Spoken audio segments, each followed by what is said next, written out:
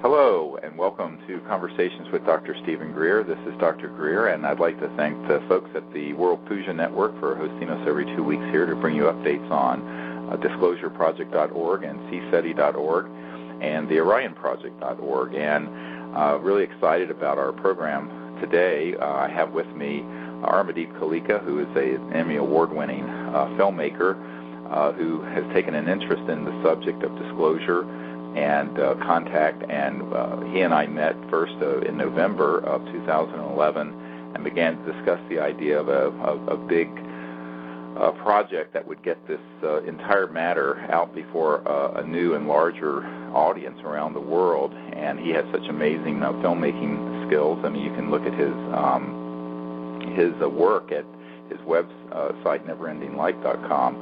And Amardeep Kaleka has got a team of folks who we've been conferencing with for the last few months, and we've decided to create a film project that's produced and supported by the public through the crowdfunding sites like Kickstarter.com, and also we have a site that I'll give you in a moment that we're doing internally. So, Amardeep, I'd like to thank you for being on the show, and thank you for taking an interest in our work. Well, thank you, Dr. Greer. Thank you for getting us involved with all of this, and I'm glad to be on your show. I can tell you a little bit about our production company, if you'd like. Yeah, tell me a little bit about your own personal history as a filmmaker, and how you got your Emmy, and the kind of work you've done and in the past. Absolutely, we're a young company. Personally, I started filmmaking about 10 years ago. So I'm just hitting that 10-year cusp where they always talk about 10,000 hours. And I got my MFA in Savannah College of Art and Design, which is one of the largest art schools in the world right now. And we have a campus in France and New York and Atlanta. But anyways, right before I got out of school, I got out of my master's program there. I did an undergrad at Marquette University in Milwaukee, and that was in philosophy and psychology. And right when I got out of my master's program, I directed my first feature film with the producer who did the Fried Green Tomatoes and The Breakfast Club. And oh, yeah. Exactly. And I love Fried Green Tomatoes. Actually, it was a great movie. Oh, the ending is the best. I always kind of cringe, but he's a great producer. His name is Andrew Meyer. He's been around the block in terms of Los Angeles, and he's been nominated for Oscars, and he took me under his wing and mentored me along the way and showed me that other side of the industry. And it was great because I was so young. I was just getting out of school, and not many people out of school are directing. They're kind of working in other fields and trying to work themselves back into directing. Right. But right after that, we did some TV shows. That film is called Baby Blues. That feature film went on to sell in, all over the world, and it's still at Blockbuster and Netflix and a lot of those places here in America. But it was a horror film, and that is where I feel like my sentiments on filmmaking kind of changed, because going through that process of making a long film and staying in the dark with that film, it really changed me, because it takes you about a year to fully complete a large project, and all that time you're in hyper meditation thinking about all these subjects that you're filming. Right. And my God, for a year I came out a darker human being just because I was making a dark film. Right. So then I decided, me and some other filmmakers that I had teamed up with decided, you know what, we're going to start a company called Never Ending Light. We're going to go out there, and our goal is going to be to find projects that have light within them, just almost like we as humans go search out other humans that have light.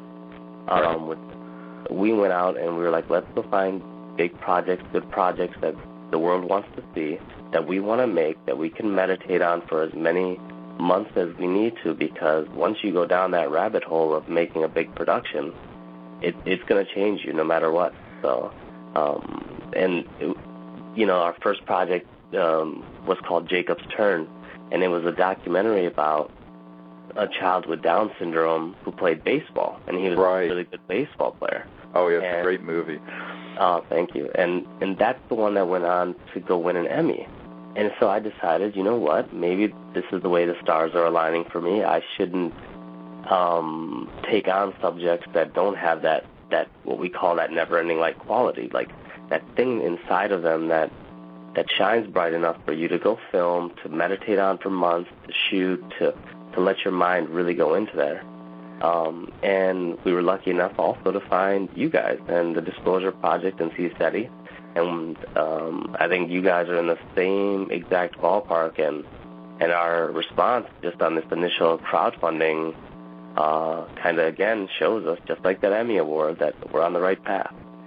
Right, and the thing is that, you know, I have found the work that I'm doing in this whole subject of disclosure, UFOs, extraterrestrial intelligences, it's been daunting. There is a dark end to it, dealing with all the classified programs and the secrecy. But the real thing that motivates me is the passion of getting this information out, and not for just the sake of getting the information out, but the transformative power it has for people when they understand the knowledge itself is a paradigm-altering packet of information. Not only that we're not alone in the universe, but that we're on a path as a civilization where we can become an interstellar civilization, having a sustainable world with very advanced energy and propulsion systems that would eliminate poverty and pollution literally in 15 or 20 years once they're disclosed. And also the paradigm of how interstellar civilizations travel amongst the cosmos. And this is how I got introduced to it. When I was 18, I had a contact experience that introduced me to the whole concept of non-locality of mind and awareness and higher states of consciousness. And with that, the sort of whole area of advanced physics that interface with technology. And back in 1991, I wrote a paper that went all through the CIA and McDonnell Douglas and Lockheed about technology-assisted consciousness and consciousness-assisted technologies, where there's this interface between thought and awareness and machine when you start dealing with technologies that go beyond the speed of light and go into these other trans-dimensional areas of energy. And this is something which has been known, it turns out, for the better part of 100 years, and yet we're still sitting here burning oil and coal and stuff and using relatively primitive technologies that are locked into the late 1800s. Even our telecommunication systems, the telegraph and stuff was 1844. So, and internal combustion engines and coal-burning steam engines and things were in the mid to late 1800s, that there's a missing century. And what I found out was that our civilization has the potential to make this massive leap forward into where we could have been had there not been the suppression of this information, and get onto a path where this planet becomes sort of a rose garden of advanced consciousness and technology, where we're then worthy of going amongst the stars. And I think that's why we're being visited, that there are civilizations out there that have been watching us a very long time that know that we're at this point of emergence, but we just haven't made it yet. And the whole Disclosure Project and what we're doing with CSETI is to crystallize and catalyze that process. And I think that this film, teaming up with you guys is so important for us because, I've been doing this for 22 years, and since the Disclosure Project was announced and came forward about 10 or 11 years ago, we've had many, many filmmakers who've approached us. I mean, some really big studios, but none of them have been allowed to do it, and we didn't know how to do it because those folks were attached to big studios that kept killing the deals. And that's why, the first conversation you and I had was that this has got to be an independent film, and we need to find a clean source of funding. And then we came across this idea, the best way to do that is through a large number of people, where you don't have one big fish in there dictating the content and message, but that we do this film with the thousands and hundreds of thousands of people who are interested in this subject and want to see disclosure. And that's why we've launched this whole effort. And I just want to mention to people, if folks want to help support this project, we're doing this purely through the funding of the public, you can go to serious.neverendinglight.com, and you can make a contribution. And you can also go to Kickstarter, although I don't have that URL with me. It's a huge, long bunch of numbers, but you can look for our project there also. The film Sirius is the working title. Sirius, S-I-R-I-U-S, like the star system.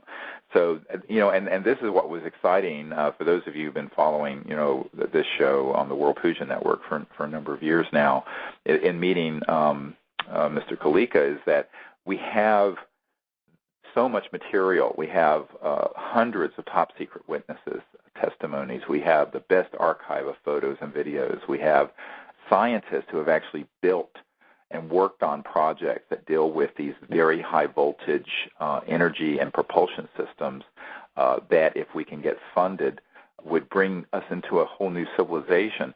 But we've never been able to find a media outlet that has the guts to take this on. And every time it's about to been approved through a big studio or through ABC News or one of these entities, corporate comes in and kills it. And, I can go into a lot of stories that would curl your hair, and they're all true stories about how the information has been suppressed.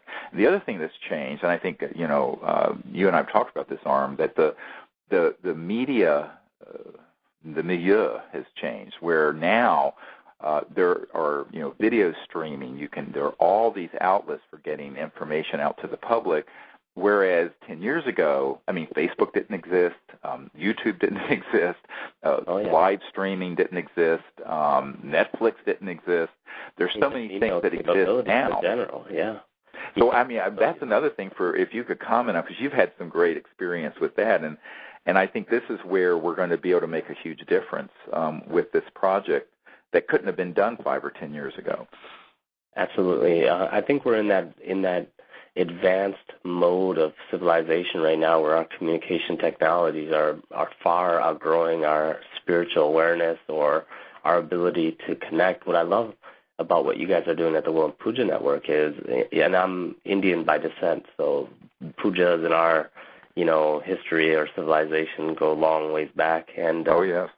And spirituality in general, like what we're doing with this project with Sirius, is we're involving a group of people, a large number of meditators or a large number of spiritually aware people, and we're getting them to corral together and push one project out at a time. And it's been done in the past, but not to the amount of, or the level of success we need to achieve in order to get this out. I just had a private meeting yesterday, and it was a Sunday, but we had to call a meeting at a Never Ending Light where we had a group of producers, and we were running down all of the points that you're talking about right now, because we're like, well, we're going to get to that point where an independent film company, some other bigger people are going to try to come in and try to squash the project down, but how do we keep defending it? How do we keep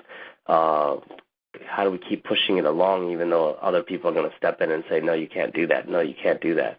And we've already started strategizing ways to get around other people, around distributors, around other studios that try to come in and even try to buy the project out from underneath you. And they might give you a good paycheck, but at the end of the day, are they just going to take it and shelve it in a library just so that nobody can see it? So that was one of our big concerns, and why when I spoke with you, this is why we so much wanted to be able to do this as an independent project. That those of you listening on the World Puja Network, if you can help us network to other networks that you're part of, and give people this site, this serious.neverendinglight.com site. And, if everyone listening did $5, $10, $20, and for that, by the way, there are some cool incentives people get, up to and including coming to the red carpet premiere, coming on expeditions with me, getting a free poster for the movie, as well as the movie itself in streaming and what have you. There's all kinds of incentives that you get from making a contribution, and this is how the crowdfunding projects work. But the idea is that there's no one person who's going to be able to kill it. And this was the real problem. If I can just give, I know it's a bit apocryphal, but I want to give a couple of examples. A few years ago, the person who was in charge of ABC News they had shows Primetime Live in 2020, approached me and wanted to do a huge disclosure project story. And he wanted to have sort of a town hall meeting where maybe, 20 or 30 of these top secret witnesses we've identified, which we now have over 500 of them, who worked in these secret projects, would be there discussing what they know. And it would be more than one show that he would do. So this executive producer came to our home here in Virginia, and I gave him 35 hours of the 110 hours that I have filmed so far of these people. And he was so excited. He says, either these people are all under, your spell and are making this up, or this is the biggest story in the history of the human race. I said, well, it's the latter. So he was very, very excited. So we went back to New York, and I'd gone up there and met with people and, ran into Sam Donaldson and a whole bunch of folks. But then, I told him, I said, I'm not sure that corporate ABC is going to let you do this, and the parent company, Disney, and whoever it was at Capital Cities. And he said, oh, yes, I'm in charge of this program. I'm the executive producer. I said, okay.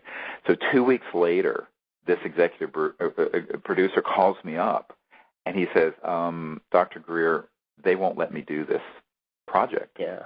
And I said, well, Ira, who are they? And he said, Dr. Greer, you know who they are. And the corrupting influence in these large corporate media entities is real. It is not a conspiracy theory. And I've seen this over and over and over again. I had one of the biggest producers and directors at Fox Studios had a $60 million budget to do a film with me. And we had, he flew me out there. We met. He says, I absolutely have discretionary control over this. Because I brought this up. I said, I don't think they're going to let you do this. He says, oh, yes, I'm one of the biggest names in Hollywood. And I'm not going to mention who this guy is. He's a very big name. And I said, okay. And then a couple weeks later, I get a phone call from him, and he says, well, turns out I can't make this film. Because it wasn't fictional. It's all going to be based on true material that was going to blow the lid off the biggest secret ever in the history of the Western world. And that is that we've been visited, that we have figured out the technologies, these are being kept secret, and that even people at the most senior levels of the elected and appointed government are often denied access to these projects. And so this is something that, the big corporate entities do not want to have. And then there was another filmmaker a couple years ago who has done a lot of the most major films in the last 10 years in Hollywood. Wonderful man, heart and soul, went out to Joshua Tree with us, saw a craft come in that lit up the whole desert, had some amazing experiences with us during one of our contact expeditions, totally spiritually minded, but he was attached to studios, and they wouldn't let him do this film. And in fact, he actually had some people approach him around this time, who one was a former head of the Department of Energy and one was a former CIA guy. And so what I found is that it's really, really important that we, the people, not only fund this, but really, in a sense, make it and distribute it. That we've talked about this, about the fact that even once this rolls out, there may be some premieres and it may show on some networks, but then after that, it's going to be thousands and perhaps millions of people sharing this film with other people as an educational tool to galvanize this movement for not only disclosure, but to bring out these science and technologies. Because one of the things that and I'm really glad that your firm is on board with this, and there are other people I've spoken to in Hollywood who love this idea, is that the proceeds of this film project, if it's substantial, if this does as well as, say, An Inconvenient Truth or something like that, would generate enough funding so that we can build this research and development facility where these brilliant scientists that we've identified and a lot of this intellectual property that we've acquired in the last 5 years or 10 years could be put together so that independent of any corporate or government influences, we could begin to bring out these technologies that would get us off of fossil fuels and nuclear power. And this is not just a pipe dream. This is something I'm convinced at this stage we have to do, we the people, rather than expecting Big Brother in the government or some large corporation to do. I just don't see it happening that way. I think it's going to be happening in a very grassroots way. Absolutely. And you know, it's amazing because one of my producers asked yesterday, and they said, well, why would this whole thing be such a big conspiracy, and why are people holding it back? And I said, look, it's just a monetary thing. Like the other 2 weeks ago, I was in Oklahoma doing another shoot, and I'm traveling quite a bit lately, just documenting stuff. And I was on a couple oil rigs, and one of the guys told me, and when you look around what's happening with the oil industry over the last, 40, 50 years, what's happening is a lot of money is trickling down into their own research and technology, and because they have so much invested, they can't let it go. And they've already bet on what they want to bet on, and they're going to continue driving that market. And I remember there's a striking story there because it was very interesting. One of the oil rigs wasn't really going, and I said, well, what happens? Why do you guys shut some of these down? Because these other 10 are going, and lo and behold, 2 or 3 of you guys started shutting down. And he said, well, you know what? And at that point, the price of oil was just dropping a little that specific 2 days. And he goes, look, let's keep this between us, but, the price of oil drops. Guess what? That means that we're not going to make much by drilling today. So what we'll do is we'll just hold off on the drilling for a couple of days. Price will go back up, and then we'll start drilling again, and we'll start selling our barrels. And I said, well, this is just a normal oil person. What is all of Texas doing? What is the Middle East doing? What are these people doing? Well, they're controlling markets. They're controlling their price fixing in their own way, whether or not it's, well, today we won't drill. And that way the price will go up, and then we'll sell these barrels the week after. And they have it down to a science. They have recruited the most intelligent engineers, the most intelligent geologists, the most intelligent people. And because they're the ones paying salaries, those people are on board with just, fracking and doing everything that they need to do in order to tap this natural resource. Now, in terms of what we're doing, we're trying to bring some of that funding back towards what we'll call the enlightened circles of networks, And these people need to get on board in order to meditate with us and think about things with us. And we all believe, and I know you sense this, we sense this at Never Ending Light. There's a threshold that we're about to cross as a human race, whether it's the 2012 thing or whether it's 15 years from now, but in essence, our generation is completely different than the generations before. Right. And it has to do with that scarcity mentality. We are not growing up with that scarcity mentality. We're coming up with this idea that there's an abundance, there's an ability all over this natural universe. There is an abundance of energy and an abundance of thought and abundance. We don't need to be so scarce. And I always tell people, I did an interview with His Holiness the Dalai Lama, and we just finished that project. And I was just in Sierra Leone and Nigeria not too long ago, and I thought to myself, my God, the Dalai Lama has this ability.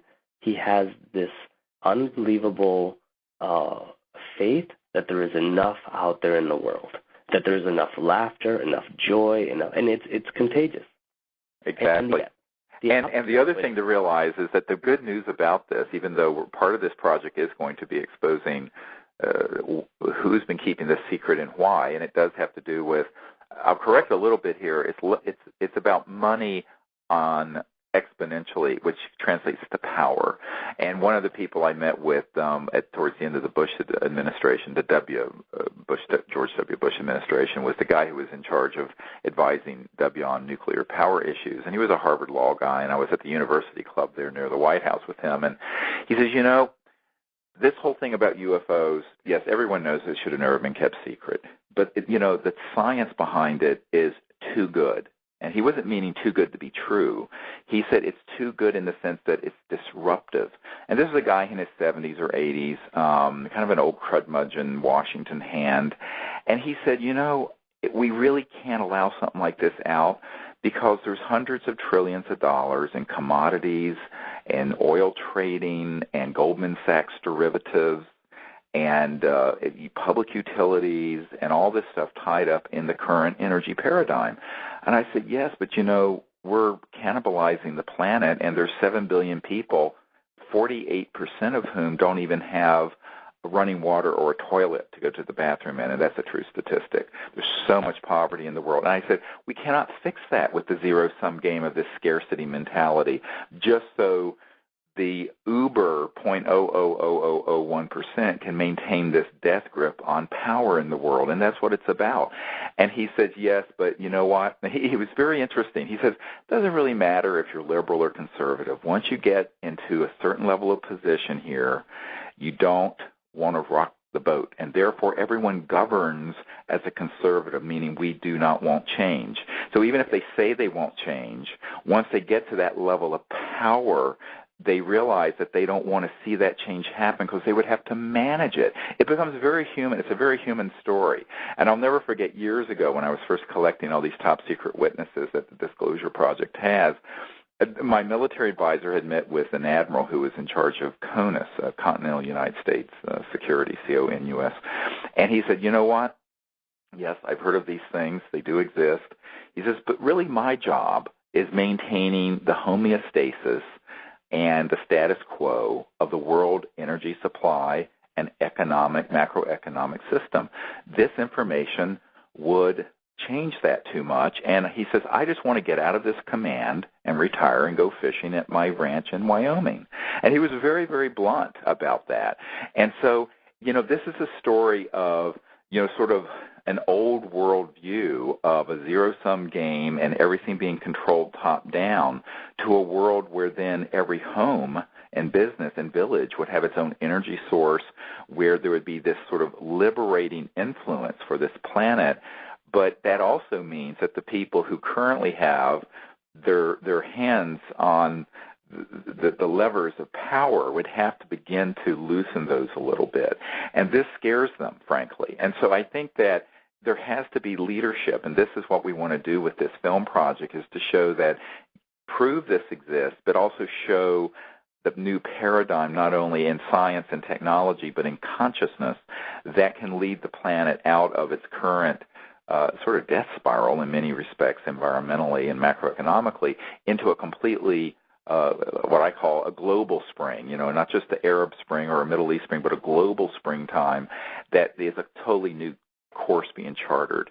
And the good news is that this information is here, and that if you drill down on the last 100 years of history in classified projects and even things that T. Townsend Brown and Nikola Tesla and other scientists worked on nearly 100 years ago, is that you discover that this information has been around a very long time, and that it's just that the average person doesn't know that, and they must know it, because it's by having lots of people know this and support it. And I tend to have a view that once people understand what the secrecy is about behind the UFO issue, and that it has to do with energy, the environment, and how the macroeconomic system of the world runs, a lot of people who now just kind of go, well, so what if there are ETs out there? Who cares?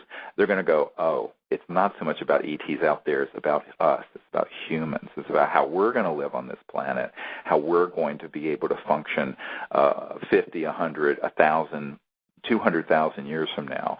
And that this becomes a really existential moment then, where people realize that this is the time to make these large changes and a new direction for the planet. Well, let me share a story with you, because I was a teacher, and I taught in the same inner city that I grew up in Milwaukee. When I got out of undergrad, I started teaching geology and astronomy.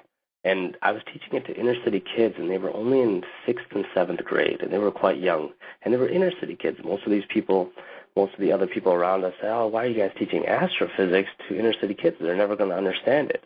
And I always chuckled, because my kids understood why we had seasons, where certain planets were, understood the rocks that made up the planet Earth. And in essence, everything with science, it's not that humans are discovering it.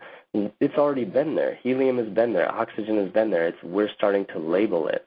And so if that information, that technology and science is out there, and another life form has already grasped its concepts, we as humans can catch up. Whether or not there's other people that are outspending us and putting a lot of resource and time into it, we can catch up because there's an ability, if you have the faith and understanding that there are things out there that need to be cracked. The mysteries of the universe are not so easy. We don't know everything yet. I think I run into a lot of humans constantly that believe science has hit its wall, that we know enough, we don't need anymore. It's amazing because when you look at all the budgets in all of the major world nations, less than a fraction of a percent is going to science and technology. Right. And that's because they themselves believe. And if you compare that to how much is going to military or war or to economics or to building these monopolies of money that don't even exist in the real world, and it's amazing. If we just took a mind shift and just shifted in that direction and go, well, spirituality and technology and science all go hand in hand. We could crack this if we put the light on it. And I guess that's what our company tries to do. Our company is we're a flashlight for humans. We're looking for these projects, and I'm glad that we found the Sirius project because I think it's definitely in that vein of leading people towards the light, towards another alternative, towards information that they themselves do not believe is out there anymore. Right, and a lot of people, one of the things I found that has happened as I've spoken, I remember I was giving a talk at Purdue University to the aerospace engineering department there, and these were all master and PhD students and the faculty. And there was a man who is a professional debunker who's funded by the intelligence community, works out of NASA, named James Oberg, who was debating me there. And this is in the last few years after we did the big National Press Club disclosure event. And basically, he stood up in front of everyone and said that everyone from Gordon Cooper, one of the early, astronauts, to these people who are colonels and generals and former ministers of defense who are in the Disclosure Project witness pool, all had a false memory syndrome, or were just making things up to get attention. And, of course, I just kept going. I just stayed with the light and the truth and gave the evidence and talked about this. And at the end of it, what was interesting is that here were all these very left-brain scientific aerospace folks, and this is the same school that Neil Armstrong, who walked on the moon the first time, and a lot of other prominent people came out of. There were like 300 people around me trying to get more information, and there were 2 people around this debunker.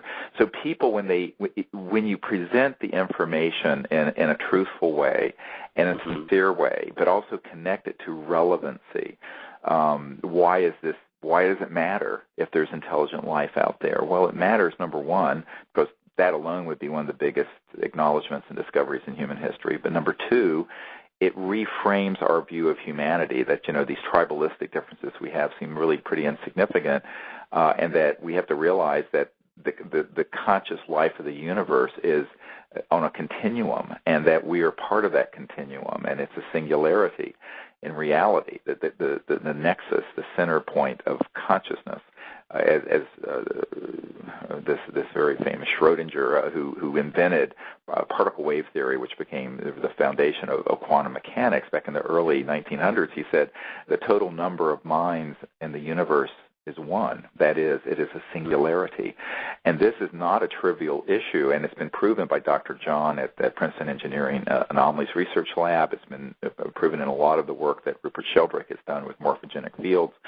And what we need to do with this film is to connect not only, I call it sort of ET 101, the sort of the real hard evidence of UFOs, extraterrestrial intelligence, and the science, and then bridge it into this understanding of a view of the reality of the cosmos that is a conscious living reality that is connected through non-locality of mind. And, of course, everyone at the World Puja Network understands this already because they study higher consciousness and the science of consciousness. But a lot of people out there have not connected all those dots yet. And I think that what we need to do is connect all these together so people understand why it is that one of these extraterrestrial vehicles can appear in front of you and dematerialize before you could blink your eye and reappear on the other side of the planet. How is it doing this? And, I was just at a conference in Arizona last month, and I was the keynote at this conference, and there was a Chilean general. It was a general from the Air Force of Chile. And very openly, this is not a retired guy, he's currently, and he brought a film footage, daytime, of this fleet of, I don't know if they were F-16s, they were jets flying at an air show, and this extraterrestrial vehicle materializes and dematerializes just in the flash of an eye, checking out their air show. And it's this unmistakable UFO.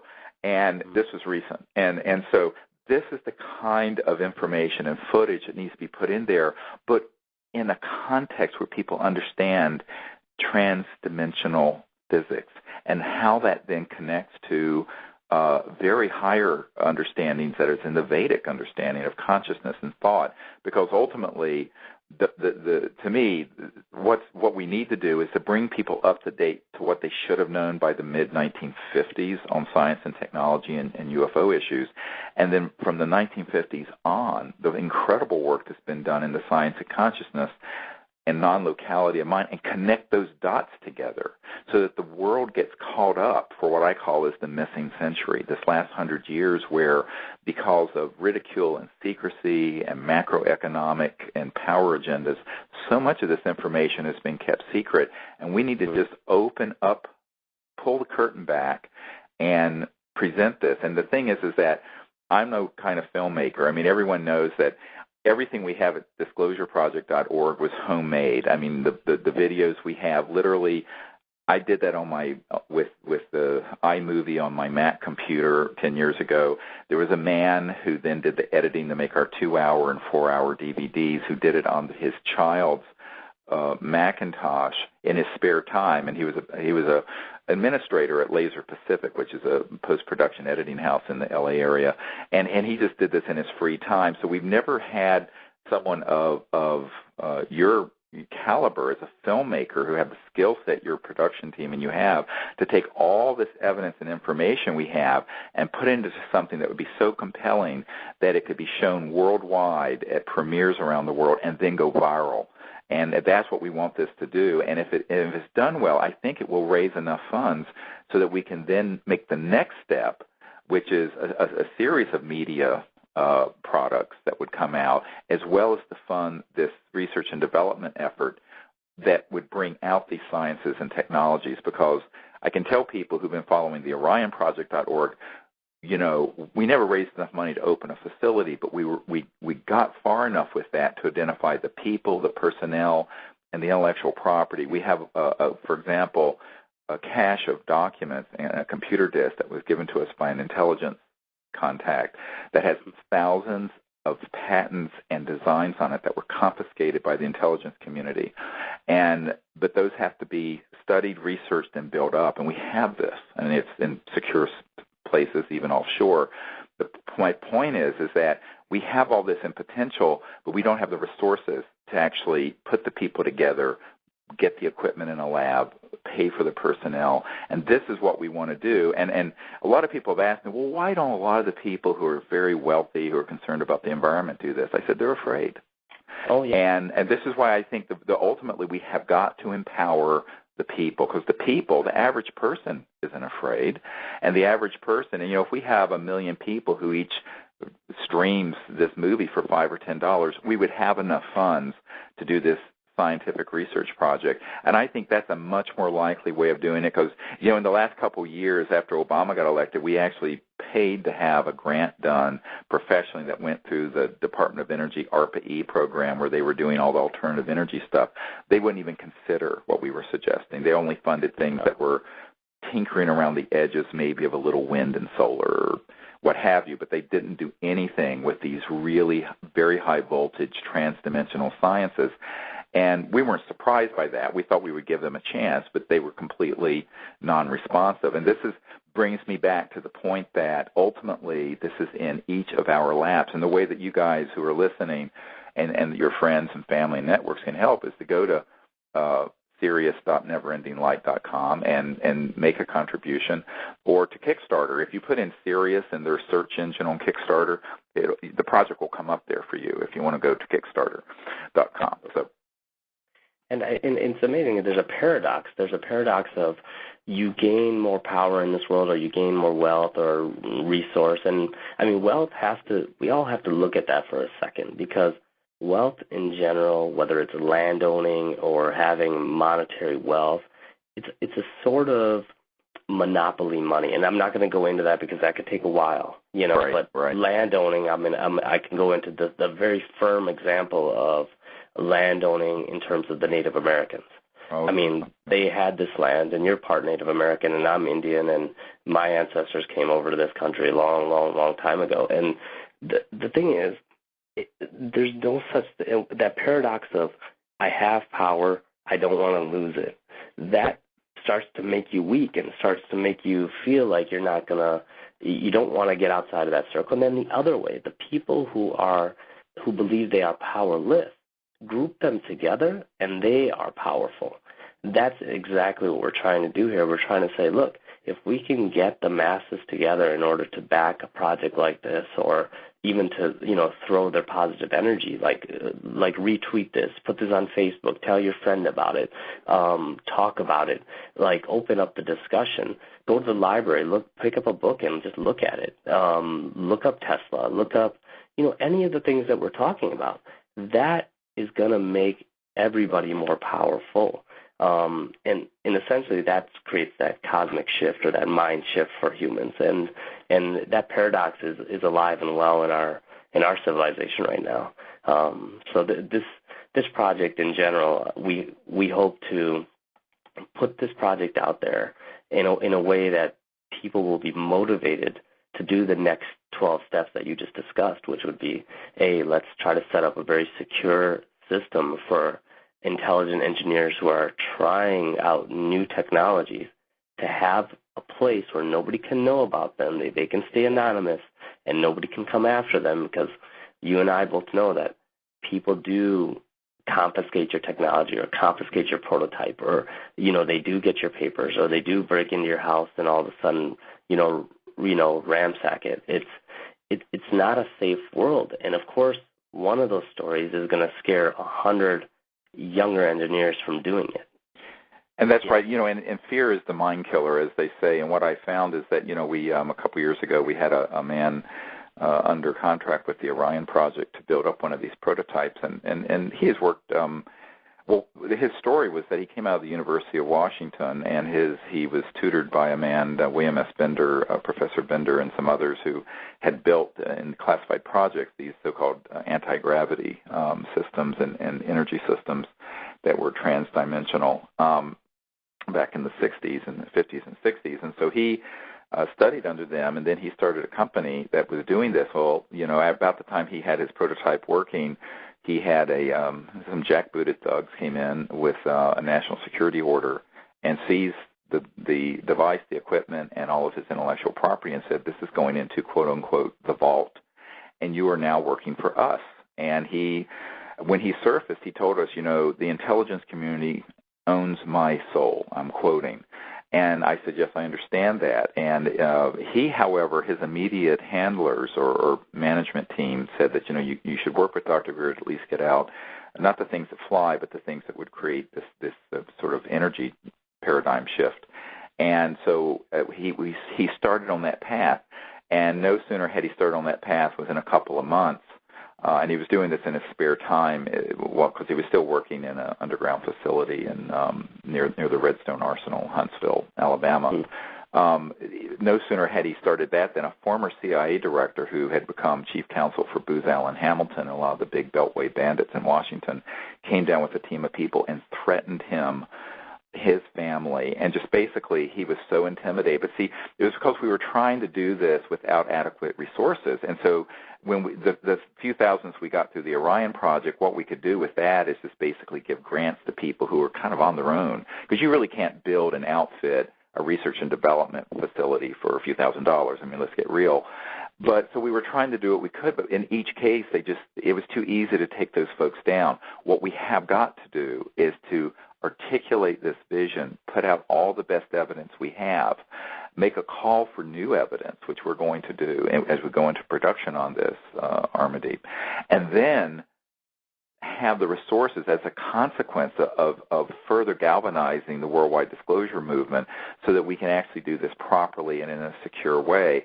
And in a way that even though maybe some of the people working in it would be confidential, the information we would be working on would be virtually streamed live. In other words, what you want to do is have millions of people know what you're doing, because then it makes it very, very difficult. A lot of people, I had a guy with the Navy intelligence come to me after the Disclosure Project event, and he says, well, it was actually kind of shocking. I was at a talk with a couple thousand people, and he came up to me and says, Dr. Greer, I don't know why you're not dead yet, but kudos and keep it up. And basically I said, well, it's because there's so many people who are following this, and everything we have is in a redundant security system all over the world. So nothing's in one place. I can just tell you that right now. But I said the thing is that we have got to do this in a way that accounts for the fact that there's some very powerful toes we're going to step on with this film project. And that's why when I say that not only are you guys who are listening on this show going to need to fund it, you're going to need to be the chief distributors and networkers and even hosting in your hometown your own little premieres of the movie and things of this sort. This is the kind of grassroots process that we need to do with this film. And I think that in the past, we have not been able to create something like this with all the information and intelligence we have because we haven't had a talented filmmaker. I mean, I don't know anything about making films. I don't know nothing about birth no babies. I cannot, this is just not my valley, but, thank God Amardeep Kaleka and his team are fantastic, and people can go to their site and see the work they do. It's beautiful and moving and just fantastic. And the fact that he's also conscious and spiritual as a person is a really big step for us, because so many people who come to us have had the funding and resources, but they've come from it from just sort of like a shtick, sort of a Hollywood shtick, where they want to do a deal.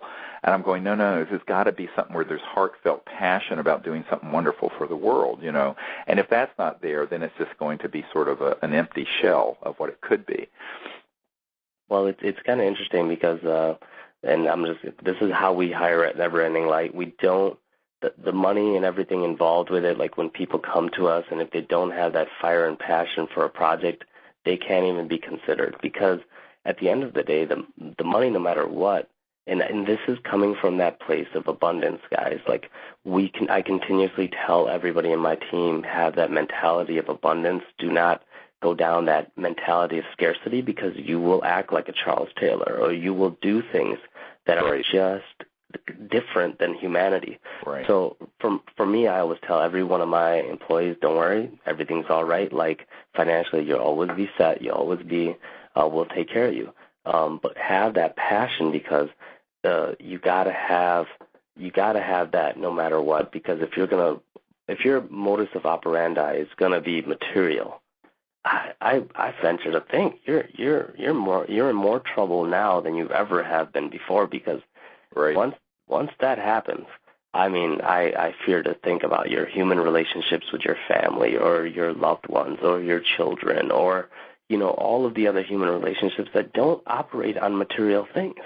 And they don't. I mean, and that connection to that spiritual world, that connection to what are you doing in terms of a legacy to leave behind for other humans when you pass away, they're very not material things. And of course, some things are. We're not saying that, obviously we want to have a safe haven for people to get out their technology, but we don't want that to be the ultimate number one goal. That's a means to an end. It's not the end. And that's what happens, is that people get tied up and they forget what the real objective was, that they got involved with something to begin with. And you see this a lot. There's a wonderful quote from George Santayana that's a philosopher. It says, fanaticism consists of redoubling your effort when you've forgotten your goal, your purpose, and it's fantastic. It pretty much sums up so much of what happens in so many disciplines, and that's why we want to. This whole project is structured so that when it's successful, and I can say when it's successful, then those resources will go into more and more the development of this, and then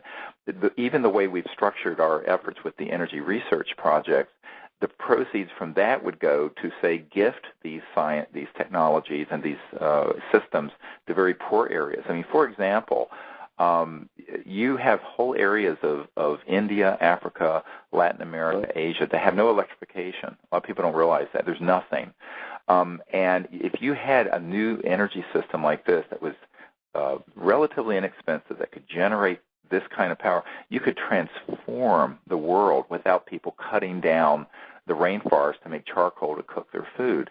And the thing is that, however, those areas are so impoverished that they couldn't purchase the system. So our view long term is that we bring these out, and that the resources from the developed world that would go in as these get distributed would go back into gifting these. It's sort of like Newman's Own, except instead of salad dressing, it's really hard science technology that would then go back into getting these to the places in the world so the whole world can light up, but in a way that doesn't pollute, that allows for abundance and prosperity, and allows for people to get out of this sort of mind-numbing poverty that's so unjust that precludes the ability for people to pursue higher ideals. Because when you're so impoverished and there's so much disparity of wealth and poverty in the world, this is the stuff revolutions are made of and violence is made of. And I think that the only way we're going to get out of that cycle is to break this mindset of a zero-sum game of scarcity into the understanding that, as Tesla spoke of this energy field that's all around us, it's an infinite ocean of never-ending energy. And this other inventor named Dirac, D-I-R-A-C, his stuff is up on the OrionProject.org. It talks about the Dirac Sea, that is this energy field that he proved exists as a mainstream scientist who was very respected as a physicist. And yet, why is it that 50 or 100 years later, we're still digging up coal and blowing up mountains and doing mountaintop removal to burn coal? You know, India and China have 82% of their electricity now coming from coal. America, it's still 50%.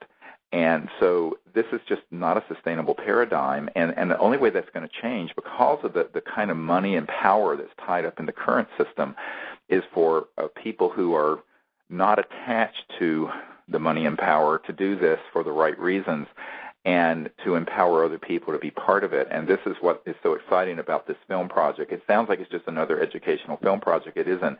It's about catalyzing a global movement to make this next huge step forward, but also create the resources so that we can do this. Because having dealt with this now for, as I said, almost 22 years, I've concluded that, you know, no matter how many times I meet with senators and senior people at the Pentagon who are supportive, or people who work with the president, or heads of state in other countries, or UN Secretary Generals, I've met with all these sorts of people. They're all interested. They all want to see this done. But if I have a friend who's a business person, he says, well, what you're running into is this phenomenon called everyone wants to be first to be second. In other words, everyone's waiting for someone else to go first on something that's this controversial and difficult. And that's what you deal with when people who are already in a position of great power and wealth. And this is why I think we have to sort of put together the effort where millions and millions of people worldwide, not just in America, but in India and China, and, you know, people who know how to get the YouTube posting we have now for this project on the sites that are in China and India and other places. This is all something we need to have done so that we involve the entire global community. This is not an American problem or European problem. It's a global issue, and that's why we need to do this in a global way. Well, you know, as a representative of India, I was born there. I go back there every other year. Right. I've seen it drastically change over the past 2 decades of my life. Right. Into, I mean, in the whole third world is going to end up like this, where they have a lot of coal going on. When you land in Delhi, all of a sudden you wipe a handkerchief off your face and it's total schmut. You know, and it's really nasty right now. And I'll second that this is a global movement only in hard statistics. Like, we're able to see the background of every website. We're able to, like, use our Google Analytics and find out where people are coming from. And it looks like we got a lot of Germans, Italians, Spaniards, British, French. We have a lot of people. I would guesstimate over half of the people funding so far. And right now our funding has reached about 46,000, about 8,000 at Kickstarter and 37,000 at Sirius.neverendinglight.com. And about half of those are internationals. And that's an amazing phenomenon, because a lot of this stuff it's a global problem, but a lot of our problems start in the United States. And another thing about this, and I get this question a lot, so I figured let me answer this on the radio show, is a lot of people ask, why do we have two websites going on simultaneously? Right. And let me clarify that. Because we were Never Ending Light kind of was the architect behind the crowdfunding part of this. The Sirius.neverendinglight.com is a self-run website. Kickstarter cannot get rid of us if they wanted to. There's nobody. It's a totally independently controlled website, and it provides us the ability to continue funding if somebody larger than us ever comes in and just shuts us down. But they can't shut down that website because it's independent. It runs off this redundancy of 5, 6 different servers all around the world. Kickstarter is a very specific, and of course we have a lot of respect for Kickstarter. We're not saying that they're part of this global agenda or anything. We're saying we never know. So we're duplicating. We do this a lot with science and technology. You want to have things in multiple areas, in multiple spots to keep safe. And with Kickstarter, we set up a goal that was achievable on Kickstarter. It's 43,000, and the reason we did that is because those would be like development and pre-production funds. But on Sirius.neverendinglight.com, you're able to see the whole budget. And at some point, we'll probably put up a PDF so totally to be transparent about where this money is actually going to. So all that stuff, once people get involved and they become part of the team, the newsletter goes out and kind of keeps filling you in. And that's the way we're going to keep our safety, is in order to be transparent, or being transparent. It'll help us stay safe. Right, and everyone who signs up and makes even a $5 or $10 contribution gets the newsletter and everything. And one of the things that's really important for folks to understand is the more funds that we have, the better the quality and the better the rollout of this educational documentary will be, and the better our ability to make it a worldwide successful event that can then galvanize these efforts for further disclosure, new energy research, and I have to say, and we haven't talked too much about that this hour, is the need for people to understand there has got to be a global initiative for peaceful contact with these visitors, because right now it's been very militarized. You do not have the UN or the Secretary of State dealing with this issue. CSETI.org has had a contact expedition team for some time, and by the way, those of you who want to join us, we're going to be in the high desert of Colorado in June, the middle of June. You can go to CSETI.org and see that and join us. And we train people in these meditation techniques, remote viewing, contact techniques, and the whole science of transdimensional contact, because what's really important for people to understand is that it's sort of like during the darkest days of the Cold War, when physicians for social responsibility were sending medical doctors over to the Soviet Union to sort of have a dialogue with other physicians there to break down this sort of impasse that we were in that was really dangerous. There needs to be a citizens' diplomatic effort, and that's what the CE5 or Close Encounters of the Fifth Initiative is, where we go out and attempt to make contact and do this in a very conscious way that is non-discriminatory and very positive. And I think this is really needed because, in addition to the issue with these cartels keeping the energy and the environmental situation in trouble, we have a problem where we have these civilizations that are obviously, we can prove, are visiting, but who's answering the visit? Who is saying, welcome and let's have a dialogue?